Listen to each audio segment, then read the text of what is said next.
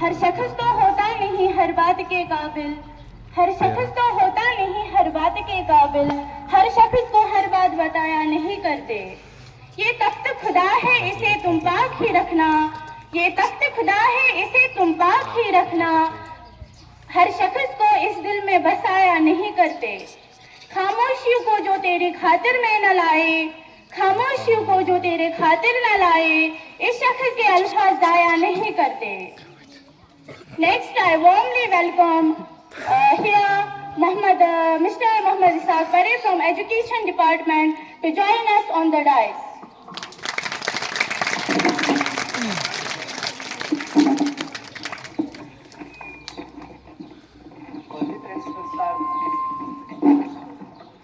Janab Hamidullah Sahab, respected different dignitaries of various departments, especially Dr. Fareed sir, R&D department, social welfare, NHRM, and especially the core group of this school who have conducted this program, and most especially the students who are outgoing from this institution and have passed the 10th class examination. I myself congratulate them for their brilliant success and hope they will shine in their future, inshallah. And I welcome you all, my dear students, with the Islamic greeting, Assalamu alaikum wa rahmatullahi wa barakatuh. I think this dialogue should be in Urdu because the importance and efficacy of the program should be taken into consideration.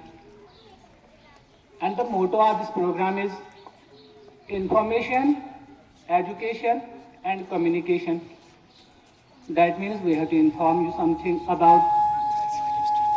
اور وہ information کیا ہے؟ آپ جان گئے ہوں گے کہ اس programme کا نام ہے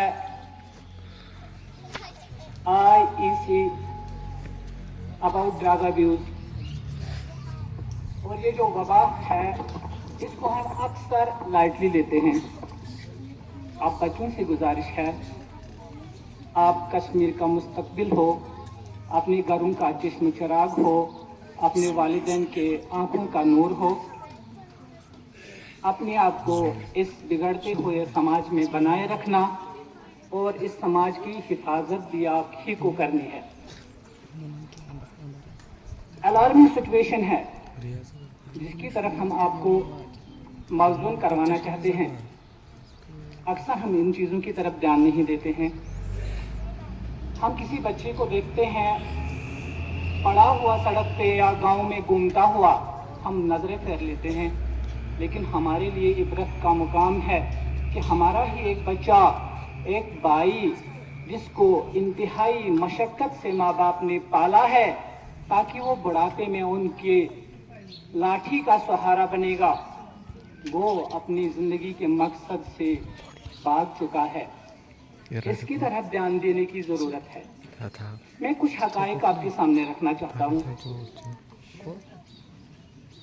drug addiction in Jammu and Kashmir, ہم اکثر سمجھتے ہیں شاید ہم مسلمان ہیں اور مسلمان نشے کی طرف زیادہ نہیں جاتے ہیں، کیونکہ ہم کو کہا گیا تھا نا، ڈاکٹر اقبال نے کہا تھا کہ وہ معزز تھے زمانے میں مسلمان ہو کر، شاید کہا ہوگا پرانے مسلمانوں کے بارے میں، وہ معزز تھے زمانے میں مسلمان ہو کر، لیکن ہم خوار ہوئے تاریخ قرآن ہو کر، ہم بھول چکے ہیں ہم کون سی قوم سے وابستہ رکھتے تھے۔ اس لیے اب ہم کو آپ کے بیچ آنا پڑتا ہے اور سرکار کو سرکولر پاس کرنے پڑتے ہیں کہ بچوں کو یاد دلاؤ آپ کا اصلی کام اور آپ کی اصلی ذمہ داری کیا تھی۔ ہم اپنے بھائیوں سے بھی گزارش کرتے ہیں کہ وہ بھی اپنے آس پڑوس میں دھیان رکھے، کہیں پر کوئی ایسا سانحہ تو نہیں ہو رہا ہے جس کی طرف ہماری نظر جا ہی نہیں رہی ہے۔ ہم ابھی بھی فیس بک، واٹس ایپ اور یوٹیوب پر ہی لگے ہوئے ہیں۔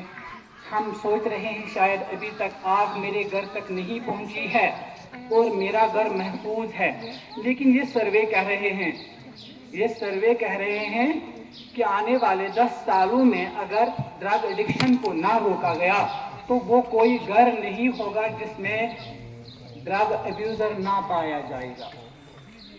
آنے والے 10 سالوں میں یہ ہر گھر تک پہنچ جائے گا. یہ اتنی بڑی وبا ہے.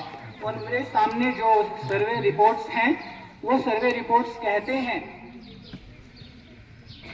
کہ ملیٹنسی نے اتنا نقصان جموں کشمیر کو نہیں پہنچایا.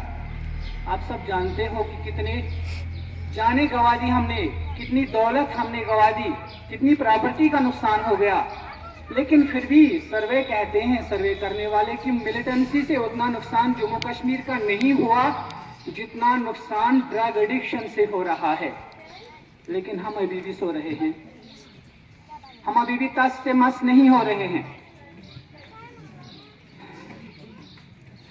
According to an official data shared by the central government in the parliament in 2023, کیونکہ 24 کا بھی شائع نہیں ہوا ہے, یہ 2020 کا رپورٹ ہے جو جموں کشمیر کے بارے میں ہے. وہ کہتے ہیں کہ جموں کشمیر میں 10 لاکھ سے زیادہ بچے ہیں جو ڈرگز کرتے ہیں. 10 لاکھ سے زیادہ بچے, یہ کوئی چھوٹی آبادی نہیں ہے.